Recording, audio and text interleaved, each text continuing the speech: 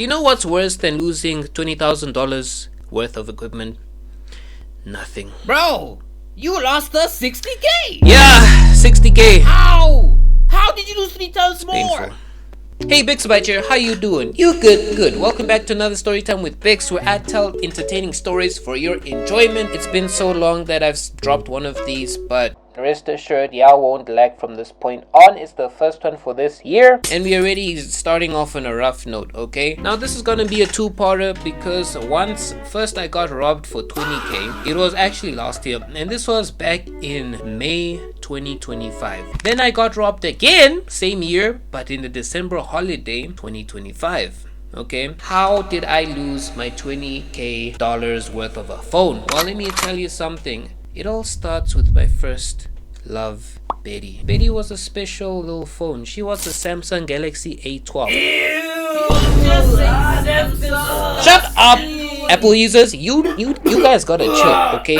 A Samsung is a good phone. Y'all are just hating. Sorry, we don't speak poverty. Me and Betty had a special bond, you know. She got everything done. She wasn't perfect, but yo, I could watch videos, I could make videos, and I could do everything that I needed to do. You know, she was a bit jacked up, but that didn't stop me from getting numbers, if you know what I'm saying.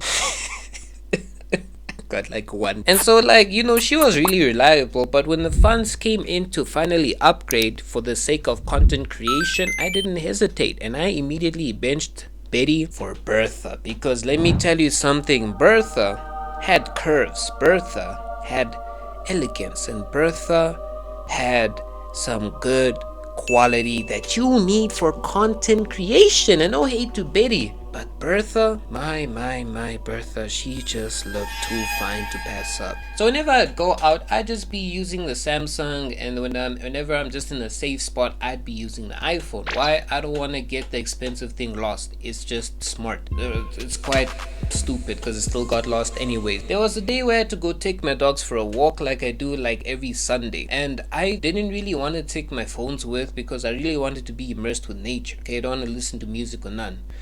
But what if somebody is dying? What if somebody calls me and I'm not there to save their life because I didn't take my phone with me? I couldn't have that. I couldn't be liable for a death. So I took my little reliable Betty, you know, after months of negligence like a pastor's wife. I still love her, you know, she got a special place in my heart. So we just get out the gate and we start running immediately.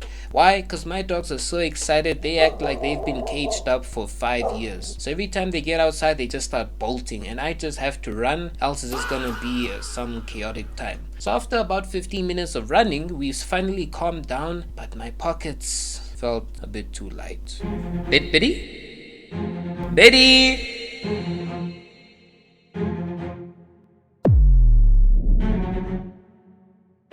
I start walking around, I'm looking for Betty. Betty! Where is Betty? I can't find Betty. Something glistening in the sand, and then next thing you know, bro, there's just a screen protector. A cracked screen protector left behind. Betty is nowhere to be seen. That's how I knew.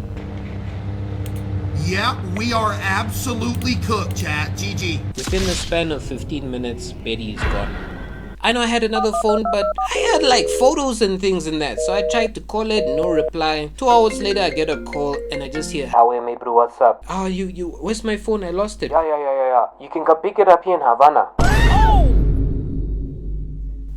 This nigga is in Havana. That is basically the ghetto, bro. That's where you go to get your whole car jacked and beaten up. No, I'm not going to Havana. So in that moment, I just admitted Betty's gone. That's like 5K gone.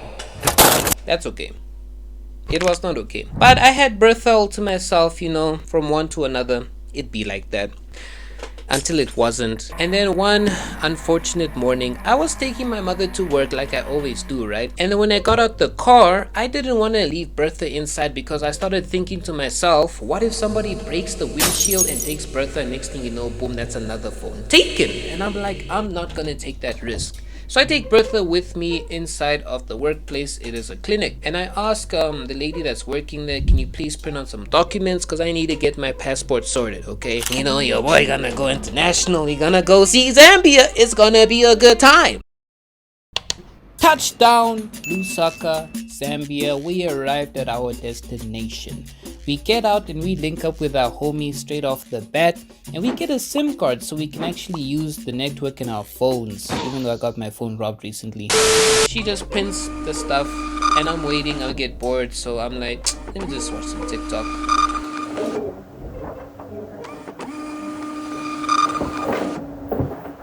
My phone. I can't find my phone! Bro, I started to panic so hard. I'm like, did I leave it on the desk? Did I leave it in the toilet? Did I leave it with my mom? Where is my phone?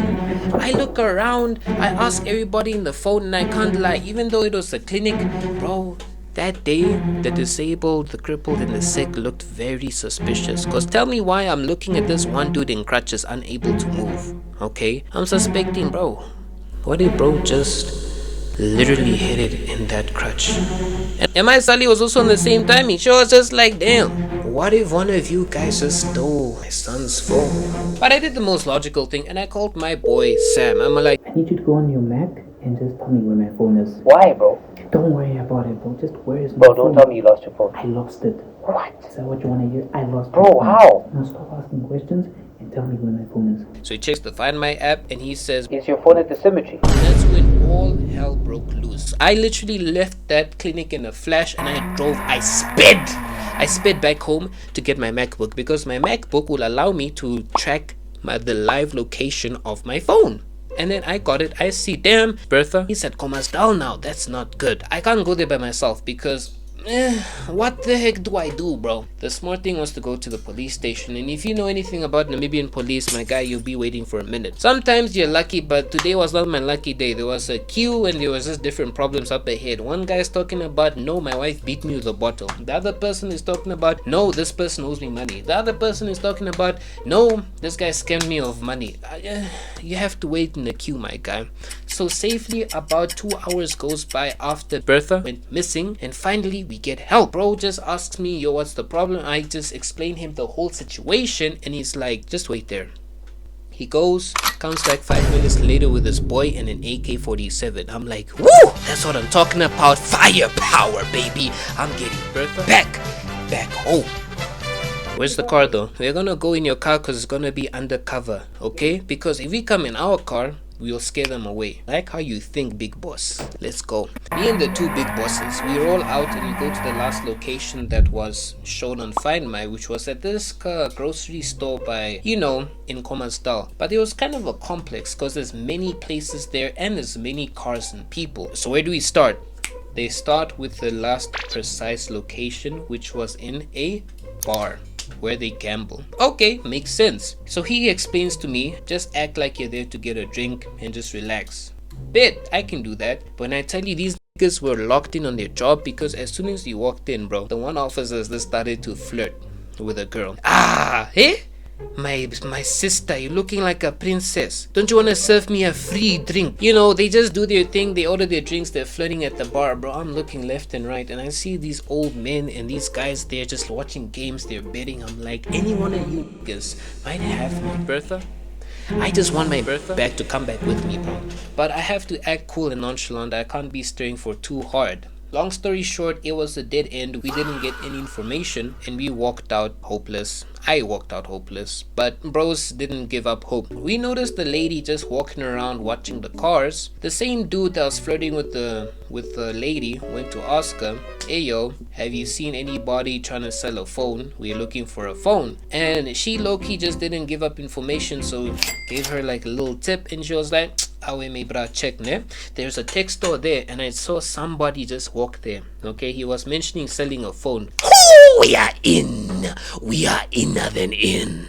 And so we go in this complex, we go to the tech store, and that's when me and the one dude are just standing at the distance, like afar, and the other guy, the other officer, just goes in and just starts questioning her, you know, just asking light questions like, oh, has anybody been here because I'm looking for an iPhone 15? No, there's no iPhone 15. Are you sure you want to buy one? No, we don't have one. And then my nigga just revealed the badge. Police!